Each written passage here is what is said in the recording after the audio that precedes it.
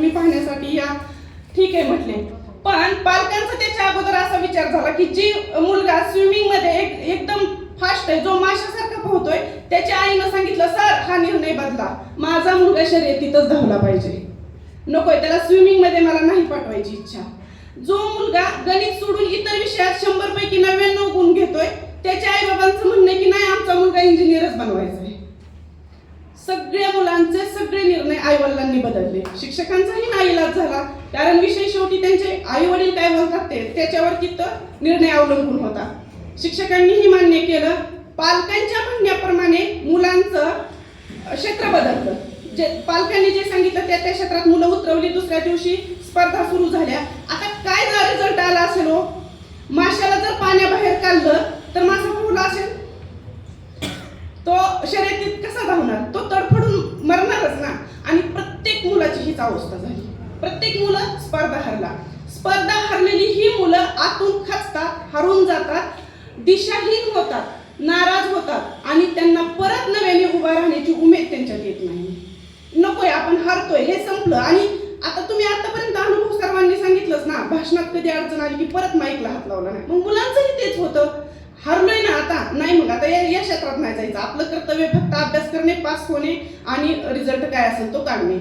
मग मुलांना हे कौशल्यधिष्ठित शिक्षण नाही मिळालं की मुलं खचून जातात आणि या खचून गेलेल्या मुलांना नंतर मला वाटतं मोटिवेशनल करायसाठी त्यांना परत 4 शब्द विचार त्यांना ऐकायला दिले पाहिजे, तर ते मुलं परत नव्याने उभा राहतील.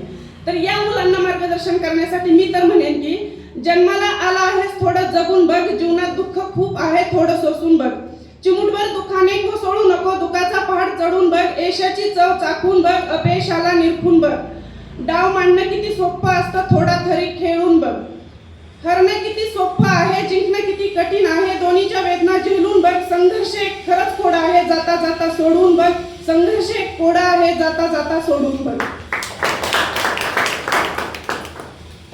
तर ही मुलं नंतर विचार करतील माझ्या कवितेचा आणि नंतर नव्या उमेदीने उभा राहिलेली असतील. त्याच्यानंतरचा हा मुद्दा व्यावसायिक शिक्षण. व्यावसायिक शिक्षण म्हणजे तरी नेमकं व्यावसायिक शिक्षण देताना समस्या काय झाली हो, तर मध्येच आले English medium school. English medium school बद्दल आपण पूर्ण विचार करतो, पण ज्यावेळी आपल्यावर खरंच मुलं ऍडमिशन घेऊन शाळेत टाकायची वेळ येते तेव्हा जिल्हा परिषदच्या शाळेत टाकायला आपलं कोणाचंच धाडस होत नाही. गावाचीच मुलं जिल्हा परिषदच्या शाळेत शिकावी पण माझी मुलं इंग्लिश मीडियमला जावीत असं प्रत्येक पालकांची बघण्याची भूमिका आहे. आणि खरंच जिल्हा परिषद शाळेत शिकणाऱ्या मुलांचा सर्वांगीण भावनिक, बौद्धिक, शारीरिक सर्वच विकास होतो. पण आपल्या पालकांचा काय विचार झालाय, दारात स्कूल बस आली, मुलांना टाय, बूट, सॉक्स, गणवेश, त्यांना न झेपणारं पाठीवरती दप्तराचं ओझं आणि शाळेची भरमसाठ फी म्हणजे शिक्षण. आणि भरमसाठ भरलेली फी ही त्या मुलाला इंग्लिश बोलता आलं की ती फी सार्थकी लागली, हा दुसरा गैरसमज. त्यामुळं इंग्लिश मीडियमनी गेलेल्या आणि भरपूर खर्च करून वास्तववादी शिक्षणापासून तुम्ही मुलांना दूर ठेवल्यामुळं शिक्षणातली ही दुसरी एक आपल्या समस्या आहे. आणि व्यावसायिक शिक्षण म्हणजे तरी नेमकं काय, तर माझा एक तुम्हाला शेवट जाता जाता समारोपाकडे येतं की मी व्यावसायिक शिक्षण हे म्हणजे हा सर्वांच्या परिचयाची वस्तू. या काय आहे हा, मग याला टोपण कशासाठी दिलंय बरं, टोपण का दिलं पेनाला, शेप राहण्यासाठी, टोक खराब होण्यासाठी. कोण म्हणणार की याला हे टोपण लावल्याशिवाय पेन ह्याची सुंदरताच नाहीये, कोण म्हणणार खिशाला अडकवण्यासाठी.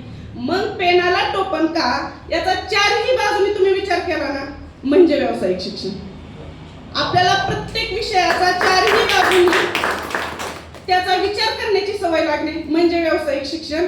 आणि खरंच शेतीसारखा विषय जर व्यावसायिक शिक्षणात घेऊन मुलांना शिक्षण दिलं तर नक्कीच शेतकरी राजा आहे आणि हा या भारत देशातला शेतकरी बळीराजा आहे हे वाक्य परत सिद्ध होईल. एवढं बोलून मी थांबते. धन्यवाद.